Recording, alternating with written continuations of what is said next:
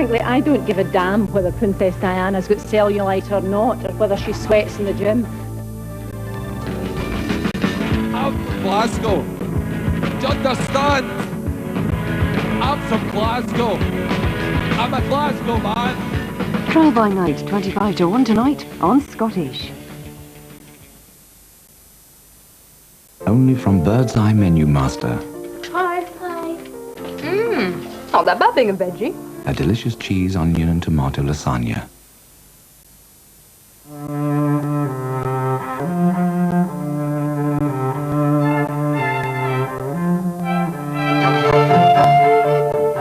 Legacy by Pretty Polly.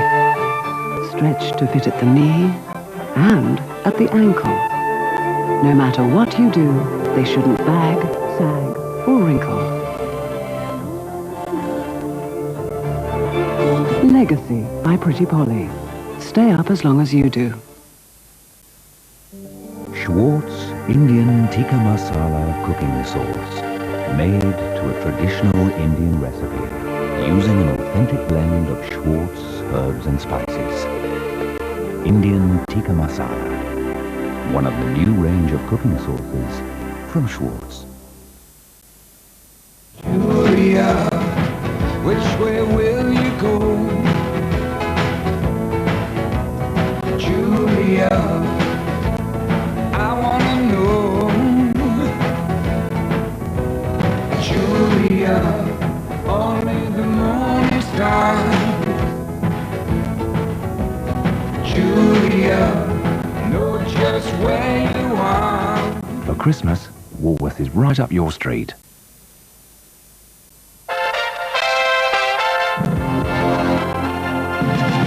Hi, join us right after the news for Scotsport Extra Time. It's your first chance to see the goals from all 5 midweek Premier League matches. We speak to Alan Main, the goalkeeper bidding to become Scotland's #1. And we speak to Jack Charlton, the manager 90 minutes away from guiding the Republic of Ireland to the World Cup finals in the United States. Scotsport Extra Time tonight, 10:30.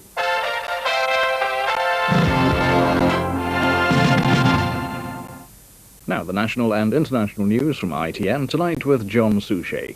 It's 10 o'clock.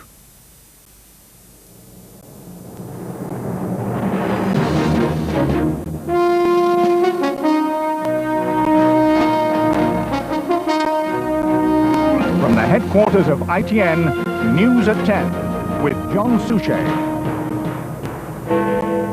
Trade improves, but unsold Nissans tell another story. Laura wasn't a guinea pig, her mother tells ITN. Community and colleagues bid farewell to a local Bobby. And making better doctors, new guidelines for medical students.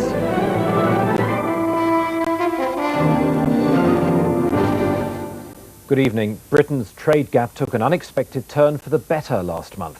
The balance of payments deficit for August shrank to £419 million, well under half July's figure.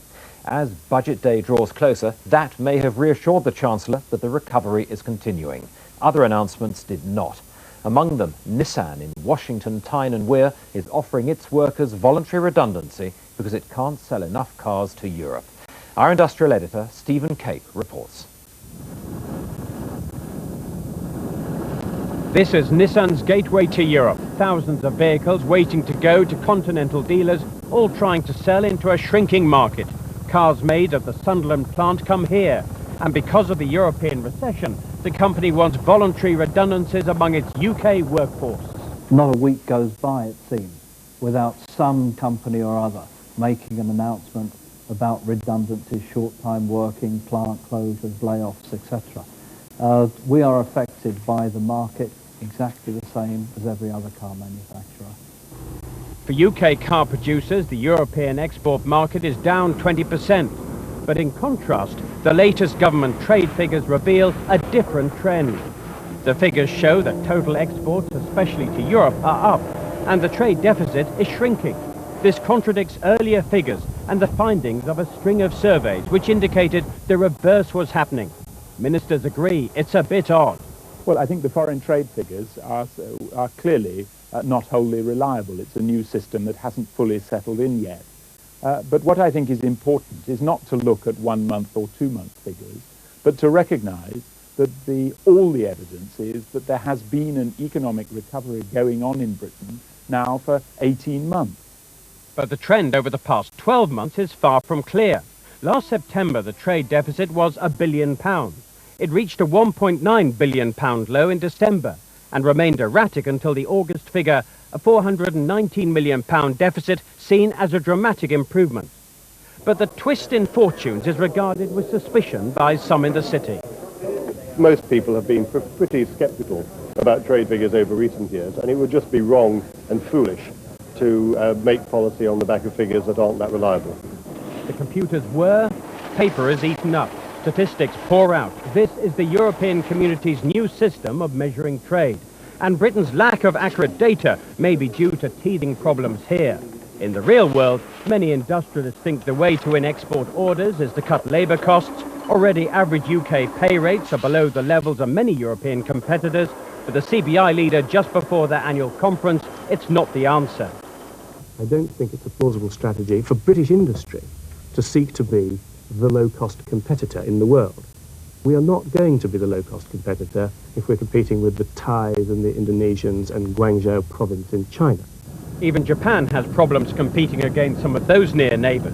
But for Nissan and other car makers in Europe, the most pressing task now is finding more customers for the vehicles they make. There was another jobs blow to northeast England on top of the news from Nissan. Receivers at the Swan Hunter shipyard on the Tyne laid off another 500 workers. They still can't find a buyer for the yard and work is running out. And British Coal is closing Frickley Colliery in South Yorkshire at the end of the month because of the low demand for coal. 740 miners' jobs will go. Frickley was one of the pits reprieved earlier this year.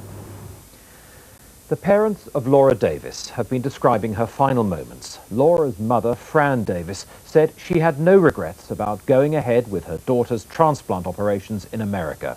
And she rejected the charge that Laura had been used as a guinea pig for advanced surgery. The parents spoke to ITN's Bill Neely.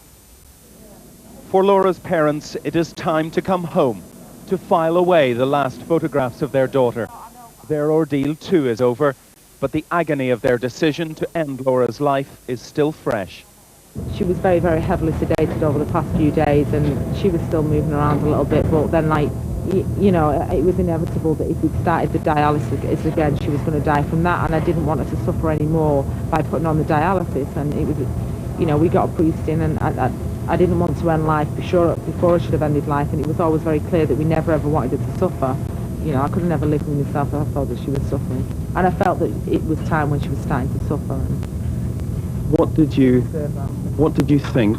What did you say to each other? What did you do in the final moments of Laura's life? Well, we just told her that we loved her, and well, you know, she was very brave and she was very special, but I think she already knew that anyway.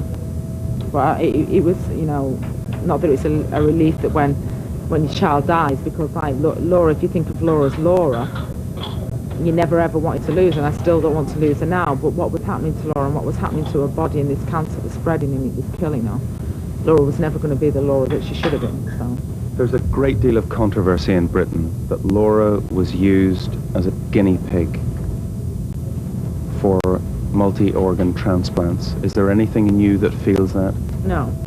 You know, because, like, you know, in England, like, you know, that, you know, several years ago, like, they would never have done retransplant of livers. Now that they're doing them, I mean, in the States, there have been, like, retransplant, say, like, livers and kidneys and stuff, and had a success rate, you know, and if nobody ever tries, you know, maybe in 10 years' time, somebody like Laura isn't going to die of cancer. Maybe they might come up with a new drug, I don't know.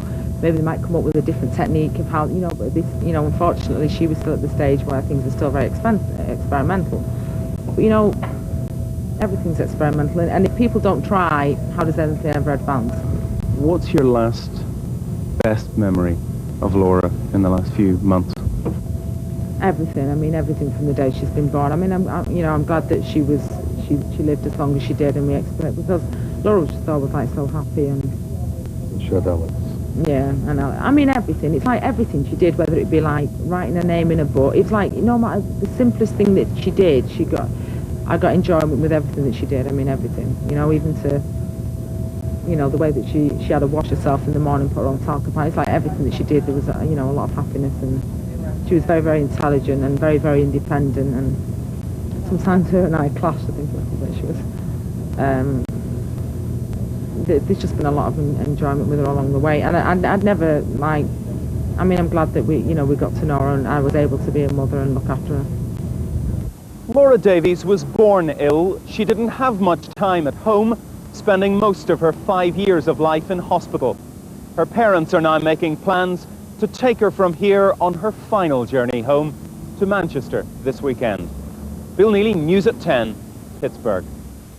The James Bulger murder trial today heard another recording of one of the 11-year-old defendants, Child A, blaming Child B in evidence to police. But the tape also showed how Child A's version of events changed during his interviews with police. Our North of England correspondent Jonathan Monroe reports from Preston Crown Court. The police team, headed by Detective Superintendent Albert Kirby on the left, conducted a total of 20 separate interviews with the child defendants. Today, he and the rest of Number 1 Court at Preston heard tape recordings of 3 interviews with Child A. In them, he consistently denies murdering James Bulger, but gradually admits to being with the toddler for more and more time on the day of his death. But he says it was his co-defendant, Child B, who grabbed the baby's hand. "It's not me," said A, "because I wouldn't take James." At first, A says he remembers seeing James in the Strand shopping centre and was able to describe his clothing. In the interviews recorded in this room, a police officer asks him, "That's why you noticed the anorak so much, because B had hold of James's hand. Is that right?" "Yeah," replied A. He went on, "B said, 'Come here,' and he grabbed his hand and walked out of the Strand. He claimed, 'I told him to take him back. I'm getting all the blame for murdering him. We left him by the church.'" But that story was later to change when A admitted they'd taken James as far as this grass-covered reservoir. He said by now the toddler was crying for his mum and that the boys left him there. But that story too was to alter, with an admission in the 4th interview that the boys took James onto the railway line. He said Child B had thrown paint into James's eye, but that apart from that, James was uninjured. "We never killed him," he repeated. Child A was heard crying on the tape several times. "Why can't I go home to my mum?" he asks. The trial continues on Tuesday morning. Jonathan Monroe, News at 10, Preston. The funeral of the policeman murdered by suspected drug dealers has been held among the community he served. Hundreds lined the streets of Clapham in South London for PC Patrick Dunn's last journey. Earlier in West London, John Major spoke about crime prevention. He said people must be taught from an early age that criminals will be caught and punished. Robin White reports. Pat Dunn was a community policeman, and today members of that community, firemen, other police officers from Clapham in South London, and members of the public stopped to pay tribute to the work he'd done among them, and to recognise his bravery, attempting to tackle armed suspects who shot him dead on the street. As well as the policeman's family and relatives, 700 friends and colleagues attended PC Dunn's funeral.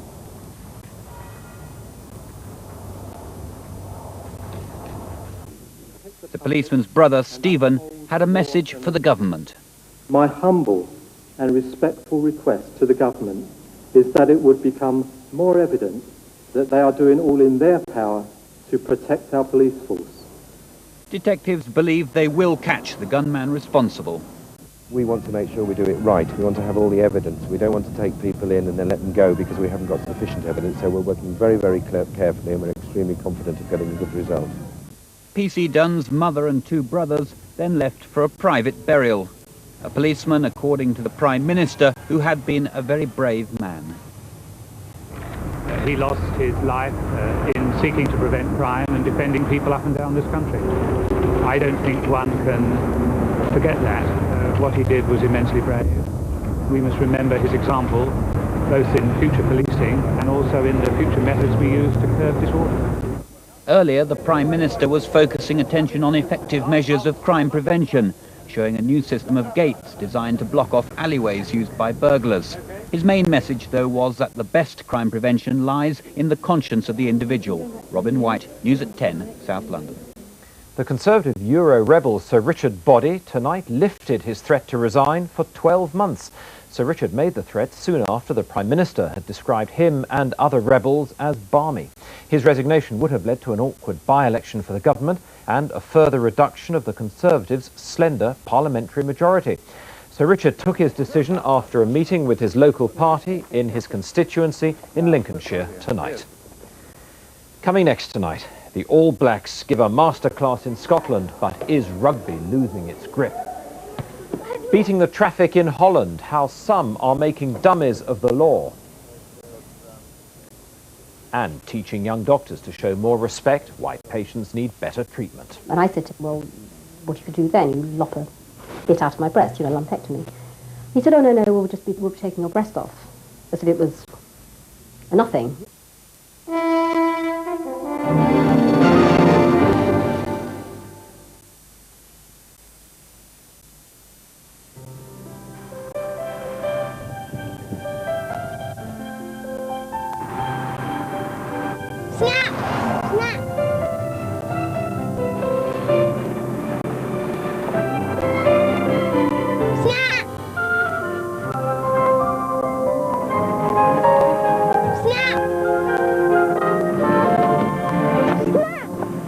Britain's most successful car comes in a variety of different guises, some of which may not be immediately obvious. The Ford Escort, it's got what it takes.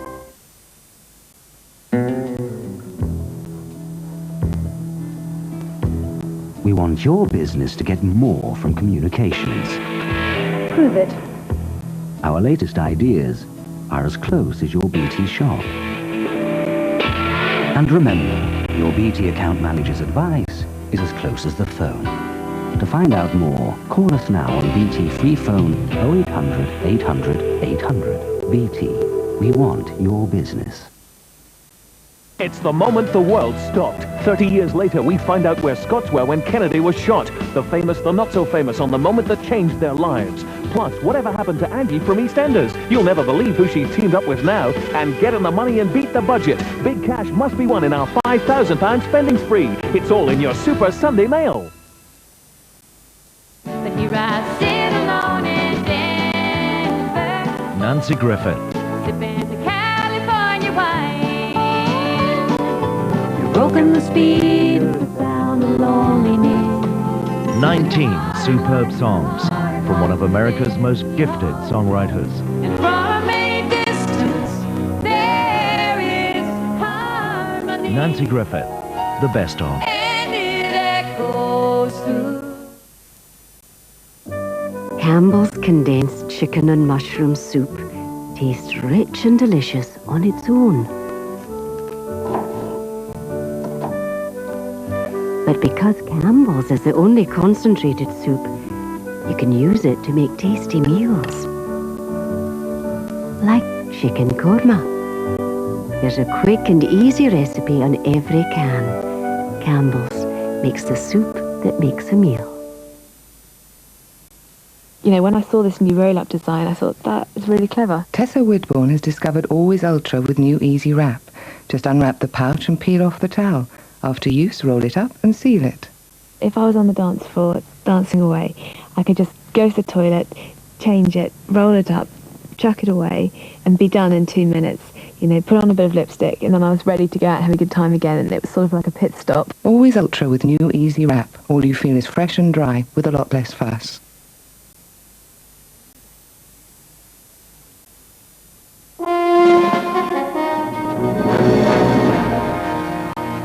They're changing the guard at the British bases in Vitez in Bosnia. The Prince of Wales' own Yorkshire Regiment, who have done a 6-month stint, are handing over to the Coldstream Guards, who'll do the next 6.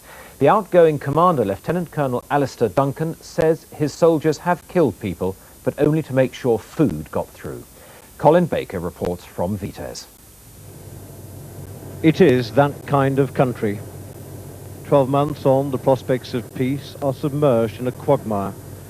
The United Nations came here to deliver aid. Sometimes they had to kill to get it through. Now, for the last 3 weeks, the aid convoys have been halted. The UN says it won't restart until the fighting stops. Colonel Alistair Duncan marks the end of Britain's first year here by taking home his men. all of them. I never say that I'm going to take everybody back because there are so many risks out here. But clearly, and I very much hope so, we take everybody out, I will be quite delighted. The Coldstream Guards now inherit the wall which Colonel Duncan brought his Yorkshiremen to 6 months ago. The few Bosnians who speak English did not learn it with Bradford or Leeds accents. The soldiers, when needed, had other ways to communicate. We have shot a number of people. I'm not proud of that at all. I'm not proud of killing people, but it was necessary at the time. We had to demonstrate robustness. We were getting fired at, and under the UN mandate, the rules of engagement, we fired back to save lives, not only of ourselves, but the people we were protecting. In the hills above the Lashva Valley, where the Coldstreams start their 6-month tour, the Muslims are slowly tightening their grip on 80,000 besieged Croats. Here in frontline Busovac near Vitez, these Croat children play well within range of mortars, tanks and artillery, their toys now fashioned by their environment. Senior commanders of the HVO, the Bosnian and Croat army, told us they were preparing to fight for every inch of the land. They urgently needed food and medical supplies, they said, but ruled out a ceasefire with government forces. They would have to stop the fighting first. It's a stalemate. Both Croats and Muslims here in central Bosnia desperately need winter aid, but the UNHCR says it won't deliver any unless there's a ceasefire. And for both sides, for the moment at least, that seems to be too big a price to pay. Colin Baker, News at 10, Vitez, central Bosnia. Here, the judge who was criticised for his lenient sentencing of the Ealing Vicarage rapists has finally acknowledged that it was a blemish on his career. Mr. Justice Leonard left his surprising admission until his retirement speech today. The rape victim said she wasn't bitter, she just wished he had understood what she had suffered at the time. Andrew Simmons reports. The trial in 1987 caused uproar over lenient rape sentences of 3 and 5 years passed on 2 men who broke into Ealing Vicarage in London. Prebendary Michael Saywood and a family friend were bludgeoned with a cricket bat by a third man while his daughter was raped at knife point by the 2 others in her bedroom. Mr. Justice Leonard, apart from passing lenient sentences, had caused political and public outrage by describing the trauma suffered by Jill Saywood as, in his words, not so great. Today at the Old Bailey, the 67-year-old judge retired, and he made what's being interpreted by the legal profession as admission of a mistake. Mr. Justice Leonard appeared emotional as he thanked the judges, lawyers and civic dignitaries for their tributes to his 42-year career. Then he said, "I haven't forgotten the blemish. I make no bones about it, it was a blemish." The Vicarage rape victim, who's now helping to counsel other women who suffer sex attacks, says she feels better now the judge appears to have conceded a mistake. I don't think I feel bitterness towards the judge for his statements about the trauma being not so great. I think I feel very much that he really didn't understand what the trauma was that I'd been through. And hopefully through the things that I do now, I'm actually beginning to educate people to what that trauma really is. A lawyer said it was the one mistake in Mr. Justice Leonard's long and distinguished career, and this was his first opportunity to apologise publicly. Andrew Simmons, News at 10 at the Old Bailey. Other news, the hotel chain that made the second biggest loss in British corporate history is being investigated by the government. Department of Trade inspectors want to find out why Queen's Moat Houses lost more than £1 billion last year. Shares in the company were suspended in March. The group says it welcomes the investigation. The government's launched a new higher grade A-level for the brightest pupils. Education Secretary John Patton said it's intended to be an incentive for high flyers. Head teachers said Mr. Patton is tinkering with a system he doesn't understand. And the Church of England has said clergy should retire at 65 to make way for younger people. A report to the General Synod says the church is overmanned with 22,000 ministers, and those who did join should no longer assume a job for life. Doctors are about to be issued with a new set of guidelines from the General Medical Council about how to improve their bedside manner. The number of complaints against GPs is running at record levels. 1 in 3 reports to the Health Ombudsman criticises doctors' basic lack of communication skills. Tonight's Focus on Britain looks at how medical students are now taught to be more sensitive and how to improve their technical skills. The reporter is our science editor, Lawrence McGinty. Taking blood from a vein Junior doctors dread having to do it for the first time on a real patient. But now they don't. High-tech models, complete with simulated blood, mean medical students can get over their nerves before they're let loose on real patients. It's got to be better to practice on models than patients, because patients are in hospital because they're ill. They don't want someone turning up and trying to take blood from them and making things worse for the patient. This is the first dedicated skills laboratory in the country.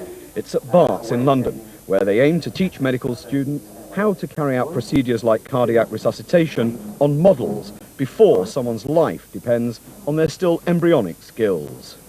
It means that they can make mistakes, they can criticize each other, they can see each other on video undertaking procedures, and they can do it over and over again without causing discomfort or pain. The awesome consultant surrounded by his housemen. This is still the image of medical education. Cut it out, man! Cut it out! Where shall we make the incision? Nothing like large enough. Keyhole surgery. Don't see anything. Like this. No, don't worry, my good man. You won't understand our medical talk. Another traditional image is the Pathology Museum of anatomical specimens. And it's still a crucial resource, much used by medical students. But today, something else is needed. Something that prepares students to meet real patients. Real patients like Tilly Halliwell, who found out she had breast cancer 9 years ago. She says she was told about surgical procedures in a brutal way. Well, I felt rather like he was dealing with a piece of meat, quite honestly. And I said to him, well, what do you do then? You lop a bit out of my breast, you know, lumpectomy. He said, oh, no, we'll be taking your breast off. As if it was a nothing. It's like taking a wart off or something. Leslie Southgate is a GP and professor of general practice. Come in. She demonstrated for us how doctors ought not to behave. Ignoring the patient, for example. Right, who are you? Jackie Smith. Well, I woke up with a really bad cold this morning and they fitted me in. And part of the way you're feeling is your own fault if you've been smoking 10 a day. And then to come and expect me to do something about it, come in late without an appointment when it's not really something that we need to see you about is a bit much. This is how it should be done. Katie Roberts. 1 in 3 complaints to the Health Ombudsman are about poor communication skills. The new guidelines will demand that doctors treat patients with respect. Students come into medical school, research shows, very good communicators very often. And there's been quite a lot of work that shows they get worse, not better, in the traditional curriculum. Because it's not seen as important, other things take priority. Medical schools are changing, emphasising training for practical skills like looking at a patient's retina or being a good listener. For most patients, it can't happen fast enough. Lawrence McGinty, News at 10 at Barts Hospital. And finally, the fearsome All Blacks went back to basics today, teaching rugby to football-mad Scottish schoolchildren. And it looks as if the New Zealanders, who are in Glasgow to take on Scotland's A-team tomorrow, may have converted a few. Hugh Pym watched them in action. The playing fields of the prestigious Glasgow High School and final preparations for tomorrow's All Blacks match here. The grass is not so green at this inner-city primary a few miles away. The New Zealanders in action here today in traditional football territory, teaching a game which for these boys and girls is a new adventure. The traditional Maori war dance, the haka, rounding off this first lesson in All Black rugby. And they loved it. The main thing that we've got to get across is to spread the word about rugby and make sure the kids enjoy. It is a grand game. It's just a matter of whether you can get away from this ginormous tradition that West Scotland has, where you've either got to be Celtic or Rangers. But after today's visit, those traditional loyalties could soon be forgotten. Football's probably still the best just now, but once I start playing rugby, if I start playing it, could get quite good. I thought it was like where you get hurt and things like that. I didn't know nothing about it, but once you start to play it, you'll learn that it's quite good. Learning skills like this may need more than just one class with the All Blacks. Hugh Pym, News at 10, Glasgow. And that's the news. Have a good weekend. Good night.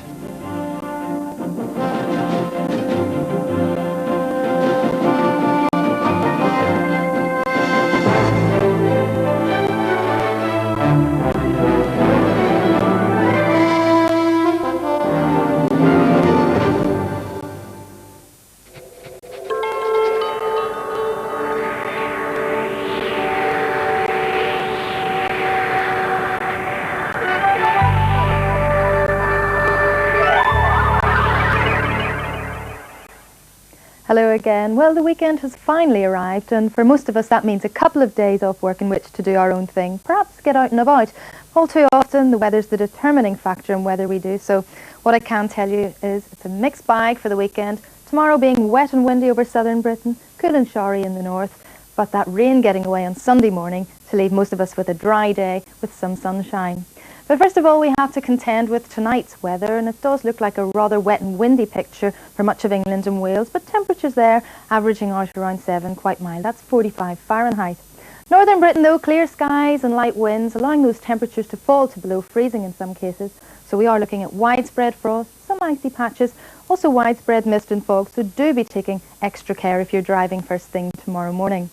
Now that mist will tend to lift tomorrow throughout the day. Some sunshine appearing, also some showers in the north, but some fog patches will tend to linger in more sheltered valleys. For southern parts, I'm afraid it looks like another grey day, some outbreaks of rain. The only glimmer of hope is that there may be some bright spells developing in the far west as that rain tends to die out later on. Temperatures fairly academic, around 9 or 10, that's 48 to 50 Fahrenheit, but feeling cool with those strong winds and where fog lingers in the north. Now let's take a look ahead to Sunday then. Some rain at first over eastern parts of England, but that will get away in the morning to leave most of us with a dry day. Sunny spells, just the odd shower up in the north. Temperatures again around 8 or 9 Celsius, that's 46 to 48 Fahrenheit, but feeling a lot more pleasant with lighter winds. That's it from me. I'll leave you with tomorrow's summary.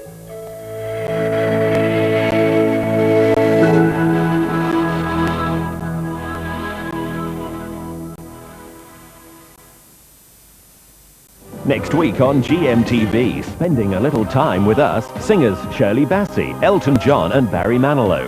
Amanda Donahoe tells us about her new steamy series. There's more mad moments from Noel Edmonds, along with the totally tasteless excuse me, Leslie Nielsen and Kermit too. Next week on GMTV. It'd be easier to get into a packet of Coleman's new chicken tikka masala sauce. Ooh, a lot easier. Now you've seen the trailer, imagine how impressive the show is. The 1993 Scottish Motor Show, SECC Glasgow. It's on now and it's the biggest yet.